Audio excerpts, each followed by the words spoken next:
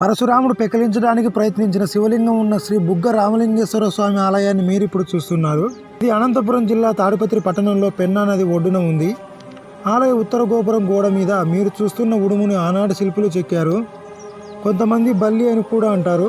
మన మనసులో ఏదైనా కోరిక కోరుకొని ఇలా దానికి తగిలేలా పువ్వును విసిరితే కోరుకున్న కోరికలు తీరుతాయని నమ్మకము. శివుడు తన 3వ కొడుకుగా స్వీకరించిన చండీశ్వరి స్వామి ఆలయం కూడా ఇక్కడ ఉంది. ఇక్కడ మనం కొట్టిన టెంకాయ అయినా తీసుకున్న ప్రసాదమైనా మొదటగా ఈయన దగ్గరకు వచ్చి చిటికలు వేసి ఆయనకు ప్రసాదం టెంకాయ చూపించిన తర్వాతే మనం తీసుకొని వెళ్ళాలి. ఇది శివుడు ఆయనకిచ్చిన వరము. పశ్చిమ ద్వారం దగ్గర నుండి ప్రతి సంవత్సరం వైశాఖ మాసంలో సాయంత్రం సూర్యాస్తమయం అయ్యే సమయంలో శివలింగం మీద ఈ విధంగా సూర్యకిరణాలు పడతాయి.